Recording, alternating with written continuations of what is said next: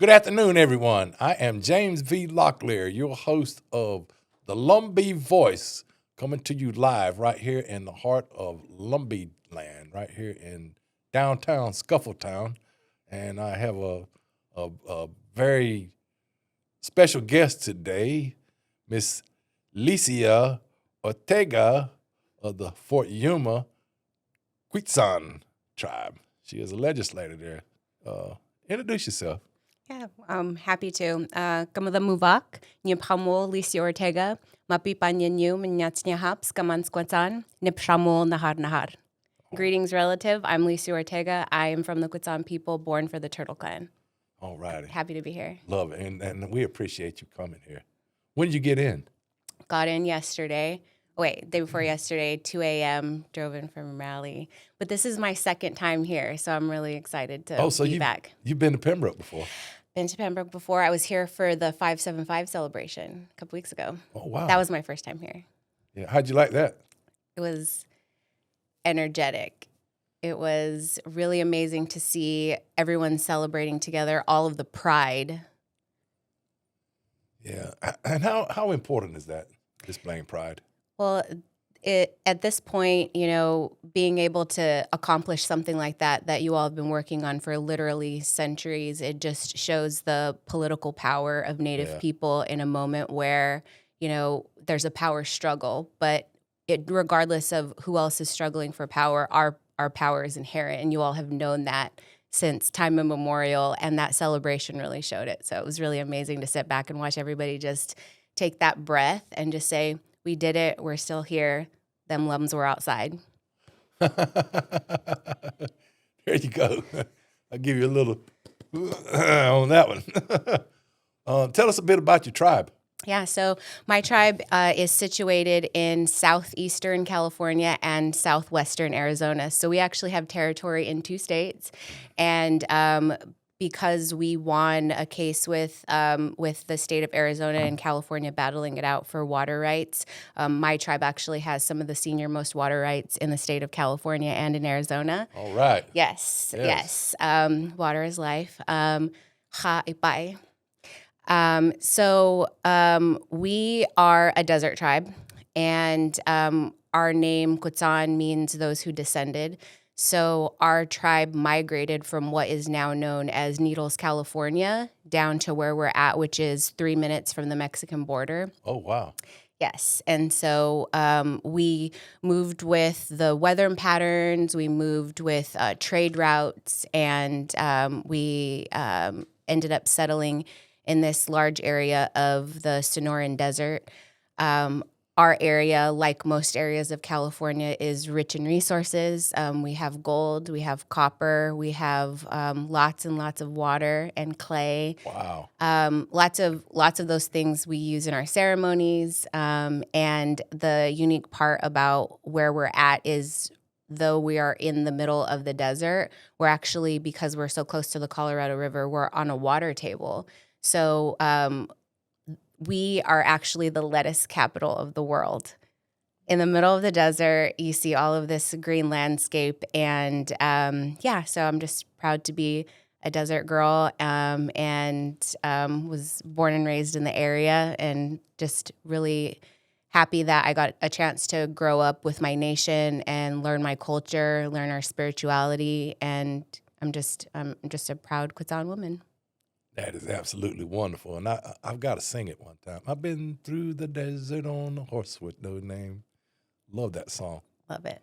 Now, you guys are actually, you say you're in the Sonoma, right? Sonora, I'm sorry. You're actually south of San Bernardino and the Great Mojave, right? Yes, that's correct. So those are our relatives out there. In the San Bernardino County, we, us Southern Californians, we call it the Inland Empire. Right.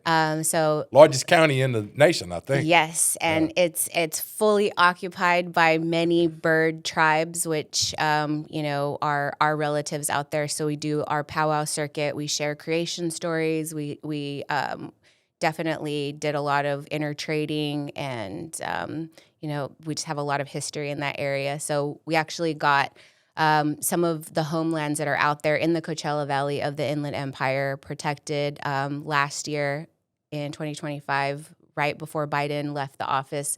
We were able to get our lands protected through national monument designation. So, Great. yeah. So, Wonderful. yeah. I actually spent 3 weeks out there with your relatives back in And 1987 you survived. in Fort Irwin Okay. National Training Center, Mojave Desert. Yeah. It was 32 degrees the night we got there. We had to actually sleep in pup tents. What that was, we'd take our poncho, and I put my side up on one side. My buddy Charlie Rainey, we actually worked together in the mill back then at Burlington Mills. And I put my poncho on one side, Charlie had his on the other side, and then, of course, that wind was whipping through, and I ended up with strep throat that night. Yep. Out in the desert, 32 degrees. I couldn't believe it. Yeah, it gets cold at night during the desert, and a lot of people don't know how strong the winds are in that Right. corridor too. There's, Powerful. it's low desert and goes up into high desert in the Inland Empire, and so the mountains that surround that area kind of bring in all of that wind. Wonderful. Now, and of course, you grew up there, right? Yes, I grew up between the Inland Empire and my reservation, Fort Yuma Quechan Reservation. Yeah. And how proud are you to be from Fort Yuma Quechan? I think my level of pride is, I guess, immeasurable, to be honest with you. I feel like every day I get to wake up and represent my family and my people, and that's how we were taught growing up. You wake up and you walk outside of your home and you're representing the people in your home and everyone that came before you, so you better make us proud. Yeah, and I'm sure you're making them proud.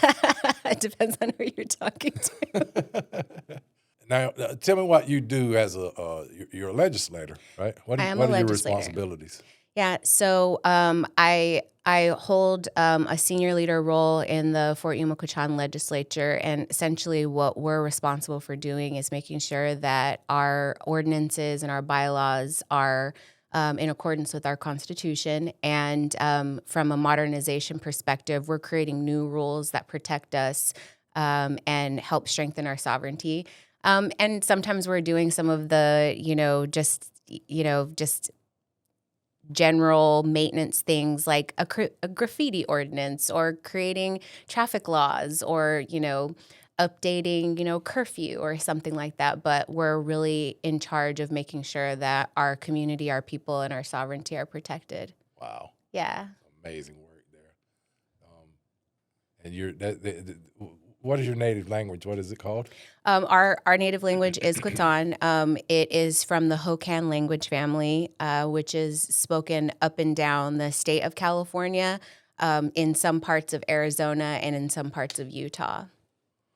And give me the translation for Quechan again. It's frontier people? Those who descended. Those who descended. Yes. Yeah.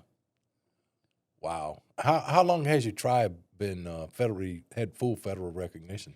So we received recognition status in 1886. So it's we were some of the last to conform to that system. So where we are in California is often a forgotten about area because we're not by the beach. Right. We're not in the mountains. We're not anywhere sexy and fun. We're in the middle of the desert, and we're hard to get to. But our history of the area is land defenders. And what I mean by that is during colonization, the Eastern nations, the first contact nations like Lumbee, Like us, were experiencing, the invaders in the 1400s, but we didn't really start seeing folks coming up through our area until like the 16 or 1700s. And I'm definitely not indicative of our people, but we were very giant people, 6 and 7 feet tall. Oh, wow. Expert swimmers, expert runners. We knew how to navigate the rivers. We knew exactly, the seasons and where we should be during those points in time. And that's why we migrated so much up and down the river. And so in doing so, we had to protect the land when we started seeing people coming through, and they were, doing a lot of disingenuous things to our people, not only stealing, but murder. There was lots of fighting, all of that kind of stuff. So, our chiefs back then were like, what do we have to do to continue to protect ourselves? So we were able to, as warriors, be able to protect that border and suppress anyone coming through. So they started to come through on boats through the Baja Peninsula. So they were coming up through our rivers, but during that point in time, it's hard to think about it this way, but you can see it in history logs from the Spaniards that were coming up through, is that they were surprised at the currents of the river.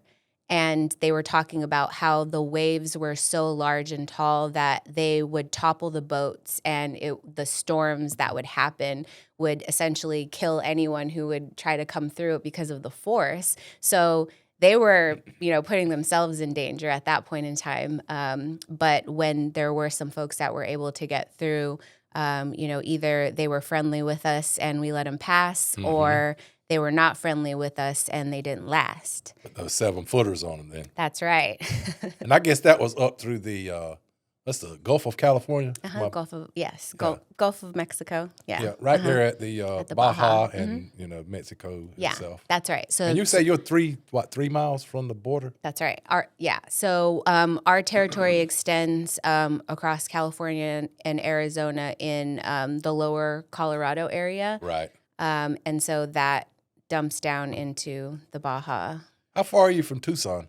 We're about 6 hours from Tucson. Yeah. 2.5 hours from Phoenix, 2 Okay. hours and 20 minutes from San Diego. So we're kind of right there in the middle, but very close to the Mexican border. And and I mean, when colonial borders, we were able to move freely through that area too. And you can see that through some of the different types of foods that we have that we could trace throughout history. So that is great. Now tell us a little bit about you.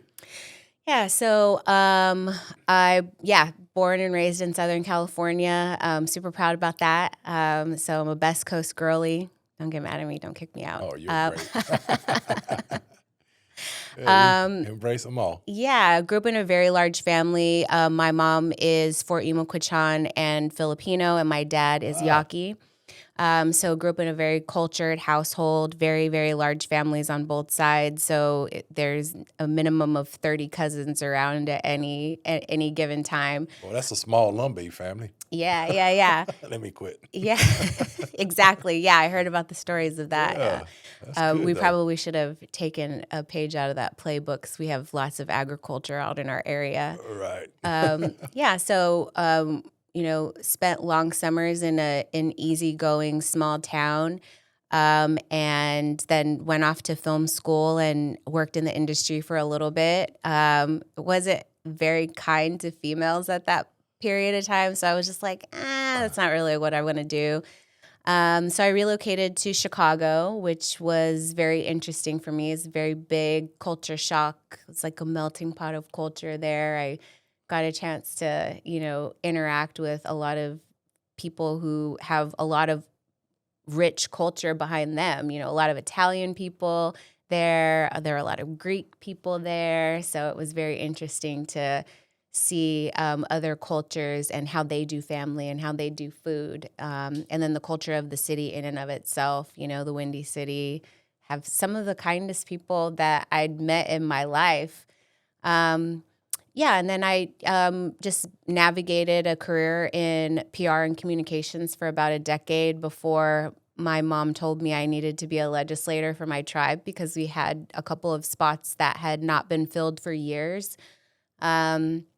So put myself through law school, and I specialize in natural resource protection, voting rights, and health equity portfolios. So that's primarily what I do. But I did my first big girl job was with my tribe, opening up our California casino resort. All right. Yes. Come back to that. Yeah. And so went home, set up the entire marketing shop down there, was writing, SOPs and regulations for, all of the promotions that are there, interacting with, the gaming and regulatory agencies. And I actually got dual license because we have territory in California and Arizona, and we have 2 casinos, one in each state. And so I was able to work between those casinos and get that experience. And then I moved on to another tribal casino in Southern California in Palm Springs, Agua Caliente. And they were just like mega. Like they were like, everything you could imagine, giant showroom, like Oh, hundreds wow. of hotel rooms, and, just I guess the VIP population was just like times 10 of what I'd ever experienced. But it was really great to learn the infrastructure of our biggest money-making entity, and then left that and went into global communications. So I ran communications and PR in 6 countries at Citibank, and learned lots and lots about more finance and regulations. And then after that, I went into working back in Indian country and supporting policy advocacy. Wow. Yeah. Yeah, that is a nice little career move right now. Where'd you do your undergrad studies? So I went to a film school in Florida called Full Sail University. Full Sail, yeah, Yep. familiar with it. Yep. Yeah. So they're huge now, which is super fantastic because it was like, they were trying to take over this shopping center when I was going there, and I was like, hey, these kids have it made here. And then I did my comms undergrad at Loyola University Chicago. All right. Loved Loyola. that school. It was super amazing. It was a Jesuit university, so there was lots of values there, but I found Right. myself often battling it out with some of the professors who were priests about indigenous spirituality, my spirituality, Right. and what they considered actual religion. So they considered my spirituality folklore, while their, documented, written religions were what they felt had more weight and validity. So I was kicked out of class. I was... I could actually see that, though, because I could see you fighting back. You know what? I was happy to end up in the dean's office, and then I ended up on the dean's list. So There you go. you just do Full what you gotta circle. do what you got to do. Yeah. Yeah. I ended up in the dean's office, but I didn't end up on the dean's. Ends up different for all I of ended us. up on that other dean's list, the one I can't say on there. But anyway, you went to law school. Yes, After- University of Oklahoma. Okay. Yes, and some of my professors Oh, actually... you. Go Sunners. Yeah, Boomer Sooner. Some of my professors that I learned the fundamentals of federal Indian law from, they actually were, lead attorneys on some really landmark cases recently, including just the ICWA case that made it all the way to the Supreme Court, and that reestablished ICWA as the gold standard for Indian children and families. So I had the privilege of learning from the very best, which I really, really appreciate, and remember every day that I get a chance to do this work. So yeah, it's been very good. I've been on Deb Haaland's campaign team for her appointment as Secretary of the Interior. Secretary of Interior, yep. When she was running for Congress. So a couple of really important things that I'm really happy that in this moment in history, I've been able to play a small role in. So, Wow, that's great stuff. Yeah. Why did you really want to go to law school? Shift gears and get out of PR and marketing and all that, which I mean is great because you've been able to help your tribe in a lot of ways. But why tribal law? Yeah. So want is a very interesting way to put it, because I think that it was just like a necessity for me. When I took on my role as a legislator within the tribe, I realized that I could copy edit a constitution, but I had no idea what else I could contribute. And so I decided, as like a baseline of understanding, I needed to understand the laws that govern tribal constitutions. And Right. so I was recruited to OU Law and, was able to go through their program and just really understand the good, bad, and ugly of federal Indian law. And I think it completely changed my perspective of just how to think in a world like this. And it makes me a better legislator. It makes me a better advocate. It makes me a better mom. It helps me to educate my kids about things they're not going to learn in school. It's a specialty, you have to go and seek out this information, the truth about how this federal government viewed Native people throughout all of these various eras and, what happens when bad policy, happens to our tribes, So my kids are unwillingly well-versed in federal Indian law because I won't have it any other way. And they realize and understand the importance of Native identity. Absolutely. And what it took to actually get here and be able to exercise our inherent rights. Wow. Well, I mean, we're talking. You just hit on a very interesting point right there. The way that natives have been treated through the years, and I know one word I try to get people to take out of their vocabulary is buck. The word buck, referring to a dollar bill as a buck. A lot of people don't realize where that term came from. There were a lot of natives out in California killed during the gold rush. The 49ers came through there and just decimated the native population. And that's what they would, if you killed a native and took the scalp, they give you $1. And that's where the term buck came from. And there were actually newspaper stories that said, this guy got a nice haul of bucks today, 5. Yeah, and advertising for, people to go out and take those actions. And it actually went down to 25 cents at one point in time. Wow. Yeah. And remember, everyone, take that word out of your vocabulary. Don't use the term buck. It's $1. It's not a buck. That's a negative connotation towards our people. Yeah. Tell me a little bit about your casino operation. You helped set it up. What was that like for you? Well, I guess to take a step back from that, I definitely want to pay homage to the folks that actually helped make this happen. And Right. It kind of comes full circle for me in my role as a legislator, in my background in policy advocacy. Is very interesting. So my great uncle Fritz actually helped to negotiate the compacts so that we could have casinos in the first place. And I did have the privilege of knowing him and seeing him in action, but I was so young that I didn't really understand what the impact of his leadership was. So a couple of years ago, when we were advocating for advance appropriations for Indian Health Services for the very first time in history, one of the folks I was working with basically made it an assignment for the entire campaign team to go through some old congressional transcripts. And in those negotiations, it was kind of like a bundle of issues that Native people were talking about, and the federal government was out on tribal listening and consultations in the 80s.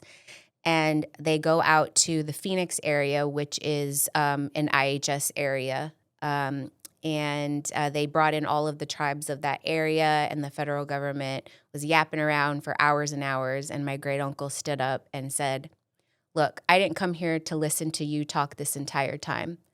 We came here and we brought our priorities and we brought our demands, and if you're not here to listen to what we have to say, we're going to leave now. So are you going to listen or not?" And, in that moment, I realized what my responsibility was. Right. And, you can do all of these things and get all these gold stars in your life. But when you actually realize what your purpose is, and it comes at a moment where you just completely don't expect it, it's pretty life-changing and energizing at the same time. So anyway, he negotiated the compacts, and we were able to open up our first casino on the Arizona side of our reservation. So, of course, in different states, you're able to operate different types of gaming in the states. And so we have, our table games, and we have our slot machines, and we have, all of these various other different types of gambling. And so in Arizona, we were able to open our first establishment there in 1996. All right.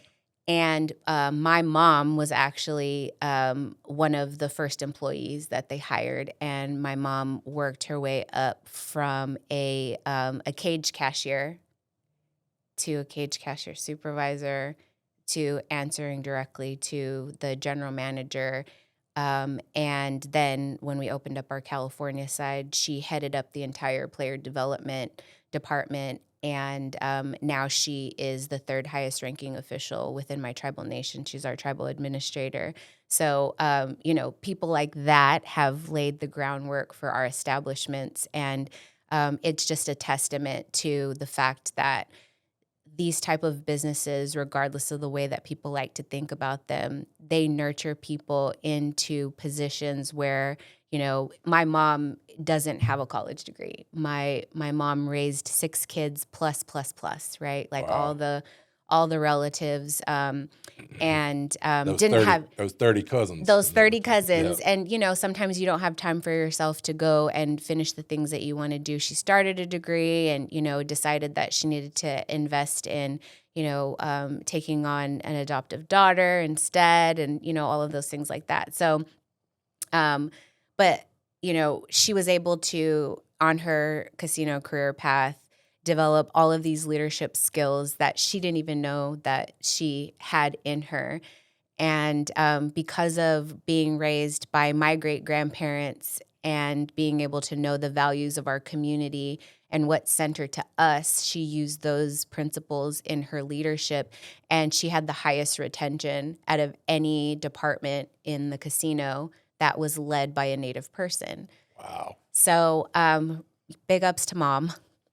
There you go. Now give Mom's name. My mom is Danelle Pastoris. All righty. Yes. And she is from Fort Yuma, Quechan, and Filipino. Yes. Filipina. Yes. So her father was a first-generation American. Okay. Mm-hmm. He came from the Philippines, yeah. Her grandfather came from the Philippines, yeah. Oh, great, yeah. Yeah. Kamushtika. Tagalog. Hey, and that's my wife's best friend is Filipina. Yeah, my best friend is Filipino. She'd be really upset with me right now. Yeah, hey, listen, some of them. Hey, I love Filipino culture. The food is great. Food is excellent. We yes. hang out with them a lot. The hospitality, the friendship, the community. And a lot. The cultures are same. Are similar. Yeah. A lot of they cook pigs in the ground there like we do. Yeah. And beautiful women. Yes. Yeah. And of course, now you were Miss California 2016. No, I wasn't. Well, we had Aquaman on here a minute ago. Now I got to get you let me see. We got I need a title. We got Wonder Woman right here. I'll take it. Yeah. Now, who was the 7-footer in your family, and how did you end up being? I think I took on the being Filipino. only 6'1". Yeah, my baby sister is taller than me. I don't know what happened, but yeah, I think I inherited the Filipino genes. I was like, damn it, Grandpa. He just did you wrong, didn't he? I was like, what did I do to? Yeah, but anyway. But yeah, I mean, so that was 1996, our first casino. We paid for ourselves in 6 years, and we were able to paid it off in 6 years. Paid it off in 6 years. What was your initial debt? For that casino, I don't remember. Right. Yeah, I don't remember what that one was, but we invested $586 million into our California casino resort. Whoa. And we opened up in 2009. Wow. Yeah. So 30 years ago, you opened your first, and then 2009, you're talking about. Yeah, and that one has 13 years later. Yep. You got a second one. Yeah, we have an entertainment venue. We have hotels. We have sports bars. We have, a larger gaming floor. We have, conference center. And it's situated right alongside a major travel corridor. So we had time to think about and plan where we wanted to put it. And, it wasn't without opposition, because when you're developing on native land, there's a lot of things to consider in terms of placement. And Right. where our casino for the California side is situated, it's situated next to Aviqualo, Saddle Mountain. And in Saddle Mountain, that is right alongside where the river flows. And historically, we've done our coming of age ceremonies in Sacred that site, I area. guess. So, in the distance, there are items of cultural concern, and so those are cordoned off. However, we did have some groups that were opposed to the casino being situated there, and there was a big debate about putting it there. And at the end of the day, it was like I mentioned earlier, our water table is high because we're so close to the river. So there's very few areas where we would get that amount of traffic and be able to have that revenue opportunity Right. that had the right stable foundation for us to do that. And so, we still have folks that that gripe around here and there, but they're still in line for their per cap check. There you go. So it's like, which one is it, right? But the important part was that the advocacy groups were able to voice their concerns and actually be able to have that into consideration when we were doing the placement. It could have been a larger establishment, but we decided that we were stopping at a certain point to be respectful of the concerns about our cultural objects. That's great. Now, what major corridor are you off? It's off of Interstate 8. Interstate 8. Yes. Yeah. How many tribal members? We have more than 4,500 tribal citizens. Wow. We're the second largest tribe in California. That's wonderful. Yeah, and I mean, we're nothing compared to the Lumbee numbers, Well, we got but 4,500. but we're working on it. We got 4,500 right down the road from me, out in the country here in Prospect. They're like 4,500 are my cousins. Yeah, there's 4,500 Locklears. Yeah, at least. Yes. Let's switch gears here for a minute. How many folks do you employ in you have 2 casinos now? We do. How many folks do you employ there? At the very minimum, 300 at our California casino and at least 150 at our Arizona. So that is during like an off season or like a just general baseline number. But because we have fluctuations in seasons, we have seasonal employees that we hire, plus contractors, vendors, all of those things like that. So we're actually considered one of the largest employers in our area, where we have more than 29% unemployment rate in that county. And so, it's important for us to be an employer and to offer jobs and be able to have, sustainable households and things like that. So great. I want to talk to you a bit about the structure and how it's operated. Yeah. And of course, your chief doesn't have ultimate authority over all of your gaming operations. Is that correct? No, that's not the way that we operate. We have a gaming commission that oversees all of the regulatory and legal, aspects of our casino operations. And we do have a structure where it's important that the tribe still has oversight of what's happening in that commission arena, because they're ultimately responsible for any, regulatory oversteps or any issues, compliance issues. Right. So, yeah. So we have a commission that makes sure that we stay in compliance. And they're pretty much, I guess the tribal chairman makes a recommendation for your commission, and it's approved by your council. Yes. Right. Yes. We're consensus-based council, so everybody's voice matters. Right. And there's a negotiation that happens if we're not able to reach a consensus. So that's where the people's voices really matter in being able to effectively have the council represent the people's voice if they're not able to at the executive level make that decision. But yeah, so. And I'm sitting here smiling. That's one of my closing lines there. That's actually my first word. Your voice matters. Your voice matters. Yeah, It but does. that is great. And then I guess ultimately at the end of the day, your commission has to follow the rules set forth by the Indian Gaming Regulatory Act. That's right. And then ultimately the National Indian Gaming Commission oversees what your commission does, right? The national, yes, and so they follow federal rules, federal laws, and because tribal nations are sovereign nations, we're able to operate as long as it's legal in the state. Then tribes can make their own rules about it. And we're able to convene as bodies where we make decisions over things like right now, one of the hottest topics is, online sports betting, right? So we get to, at that higher level, say, like, what do we really want? How do we really need this to work for us? And we get to create those rules around those things. And then tribes get to, at their discretion, implement them how they need to.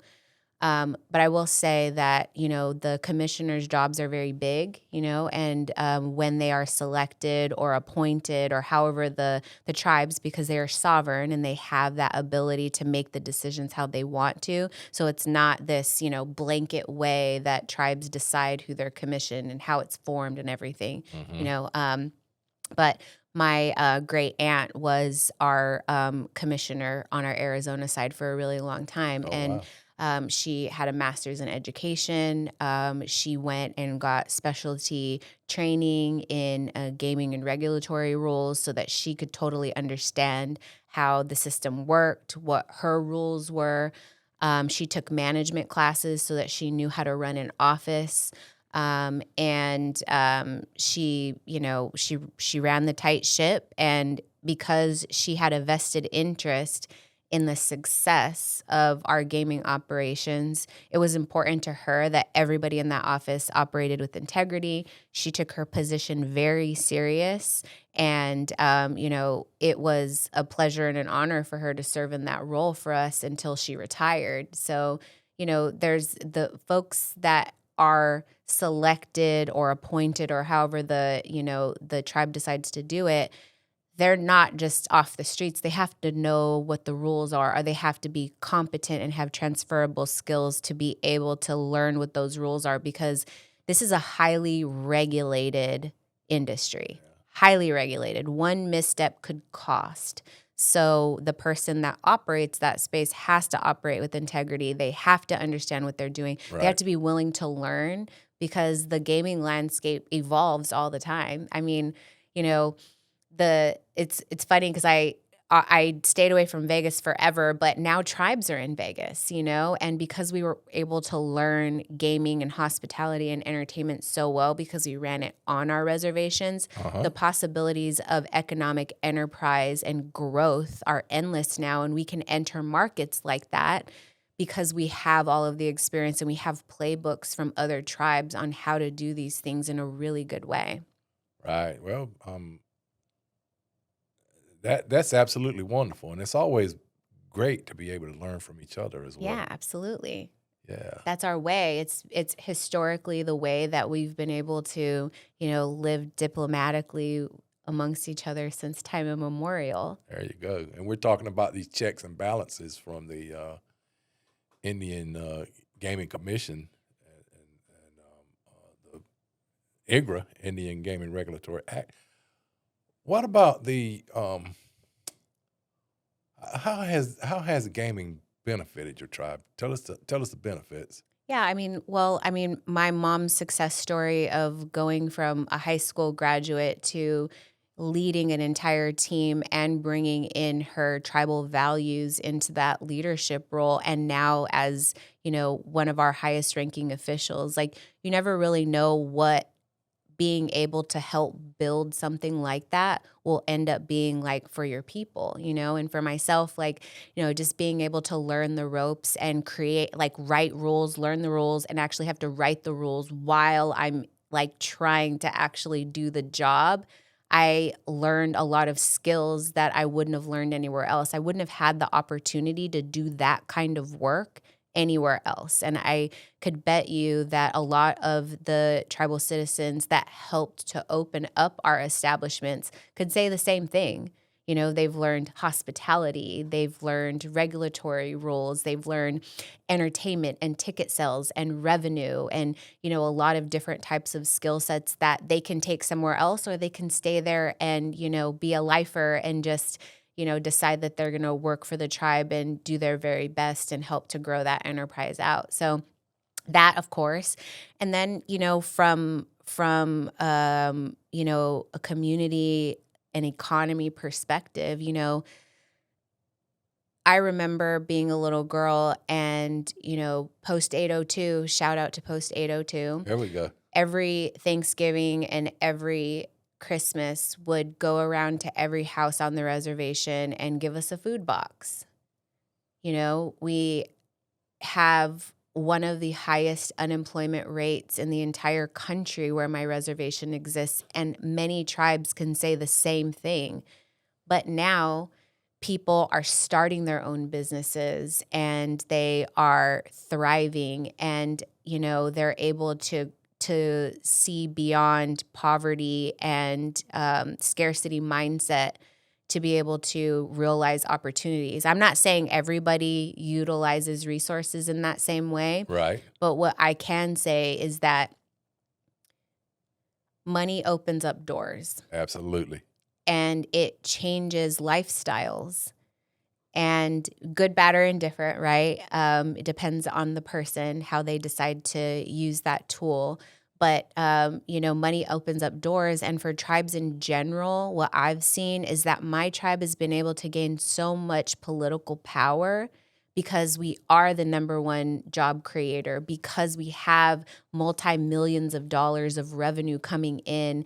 And, you know, people want to do business with us, whereas we were banging on people's doors to get, you know, $2,000 to send somebody to, you know, a technical training school so that we could try to, you know, get some kind of, you know, education so that we could have workforce, you know. But now we have an entire workforce development department, and we have an entire education complex where from the small, tiny taught ages, we're learning our languages, we're learning our culture, we're learning, you know, the fundamentals of life there. And we have resource centers for students where they can go and figure out what their educational path is, you know, and gaming helped to pay for those things. Right. But you can't be short-sighted when you're thinking about gaming.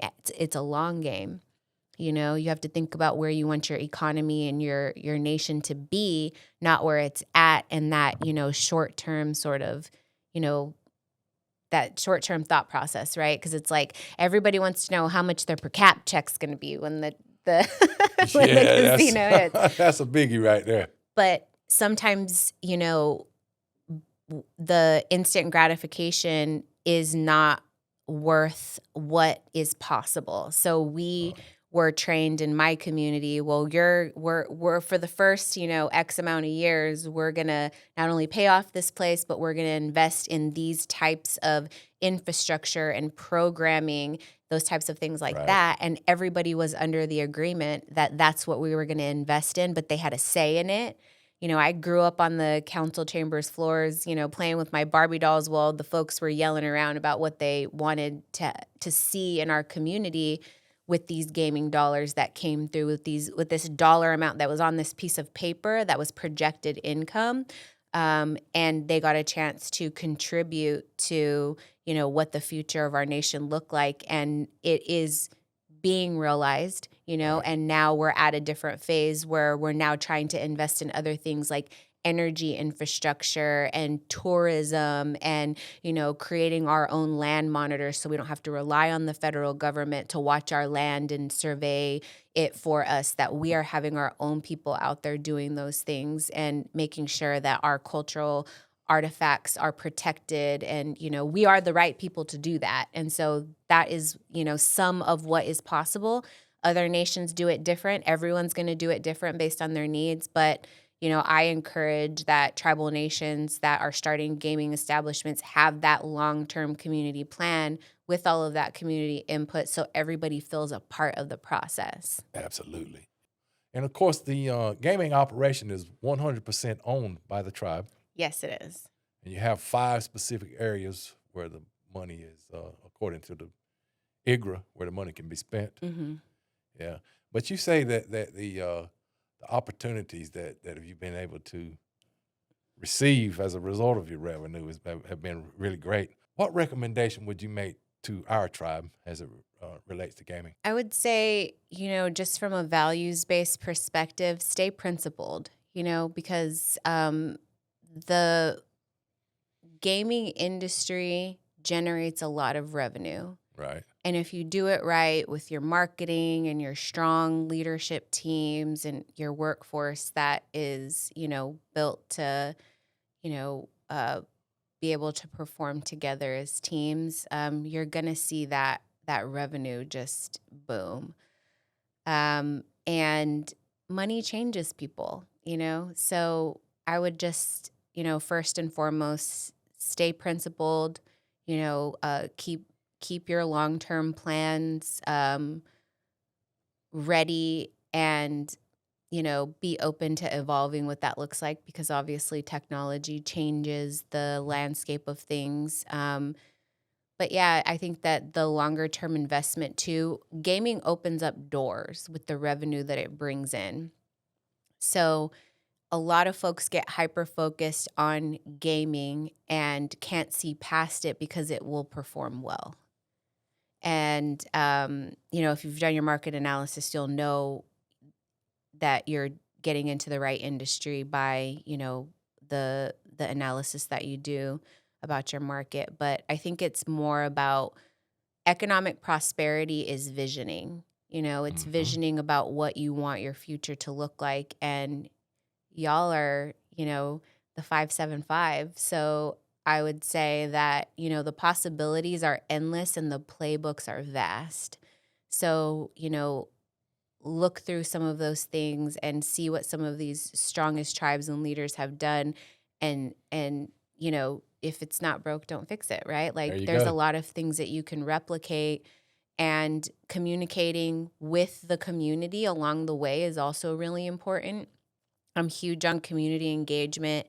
And a lot of times there are naysayers because there's false information circulating, gossiping, somebody heard something second or third hand, that kind of thing like that. So just keeping people apprised of what the plans are, how you're tracking, staying transparent about those things. Yes. And investing in the financial reporting infrastructure, because I think that's where I've seen where our tribe has opportunity is making sure that, we're communicating our audited financials and talking about where that revenue is going and seeing what some of those outputs are. Like, how many kids did we put through school this year?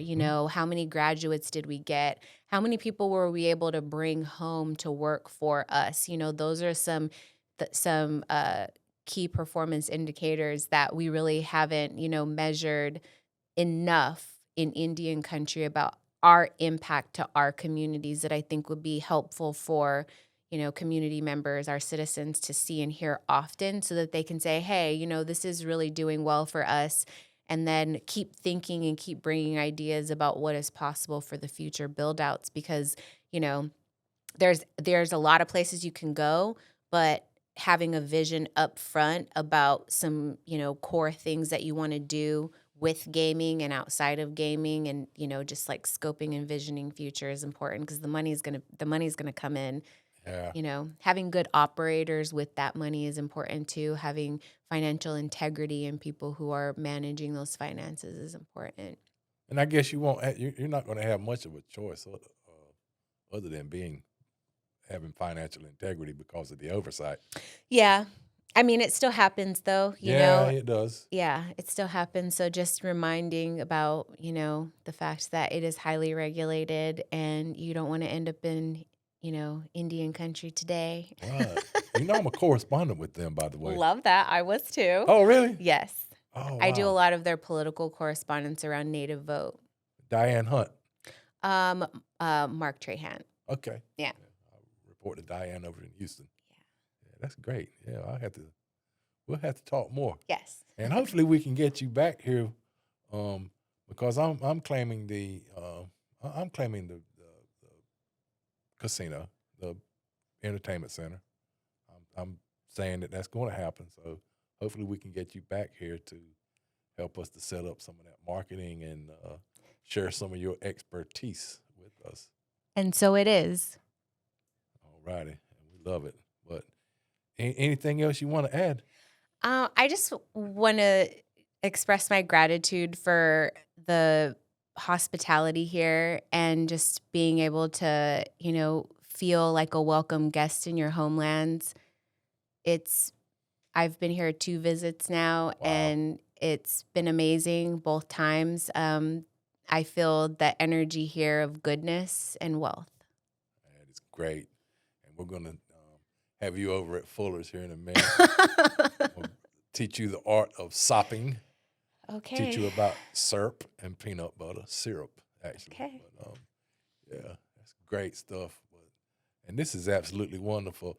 Ita, turn to the side just a little bit. This side? Zoom in on her earrings, Ita. So these are beautiful vibes. Just wanted to put my girl Rainy out there.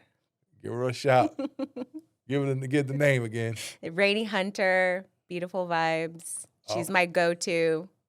And those are absolutely gorgeous. I like the charm there too. Indigenous. AF. Yeah. There we go. Anyway, listen, I certainly appreciate, you came a long way out here. And I'm going to try to repay the visit as well because I'm a baseball fan, so I'm going to be going to Phoenix. Okay. And I'm going to go over to San Diego from Phoenix, hopefully. So okay. I'll be going We'll put you up then. Say the word. I want to visit. Okay. Yeah, I really do. I want to meet your tribe and bring your swim trunks. We have a lazy river. All right. And I love to swim too, by the way. I actually learned to swim in the Lumbee River here. Okay. Yeah, you know how you have water moccasins. You know what we do. Alligators too. But you know what our swimming lesson is, right? What? Your dad and your uncle down there about half lit. And they throw you in the water. Swim or drown. So that was my introduction to swimming. So I'm still here. So I learned that. Yeah, a lot of fun though. Yeah, but I look forward to meeting some of your folks there on the reservation and some of the citizens there. Of course, I haven't been back since my days at Fort Irwin. Let me tell you what. Ooh, that was 21 days out in the desert. That was pretty tough. But yeah. Anyway, again, y'all, hey, it's been a pleasure having you here, Lycia, and our great legislator from the Fort Yuma Quechan. Quechan. Yeah. But anyway, we're going to wrap this one up now. Again, it's great to have everyone tuning in with us. And always remember, your voice matters, and we just talked about that too. Your voice matters, your story matters, and your purpose matters. And God bless you all.